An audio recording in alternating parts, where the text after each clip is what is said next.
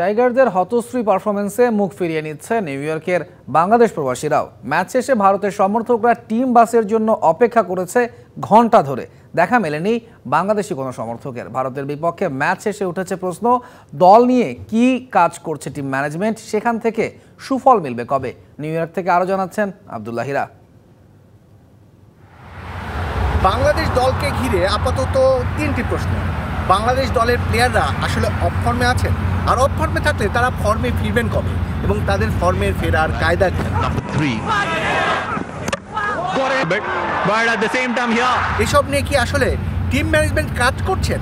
এইসব নিয়েই এখন কিন্তু সবার প্রশ্ন সামনে আসছে, যে কারণে বাংলাদেশ দল এবারে টি-20 বিশ্বকাপে আত্মবিশ্বাসের তলানিতে যে ঠেকেছে এবং সেই অবস্থা নিয়ে তারা প্রথম ম্যাচ খেলতে যাচ্ছে।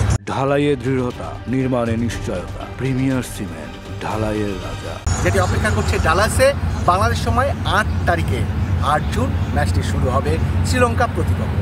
এমনটাই যদি হয় তাহলে বাংলাদেশ দলের সমর্থকরা আসলে যারা মাঠে এসে শুভকামনা জানান, আত্মবিশ্বাস বাড়ানোর চেষ্টা করেন, খেলোয়াড়দের উচ্ছ্বাস প্রকাশ করেন, তারা আসলে কি আত্মবিশ্বাস নিয়ে মাঠে যাবেন।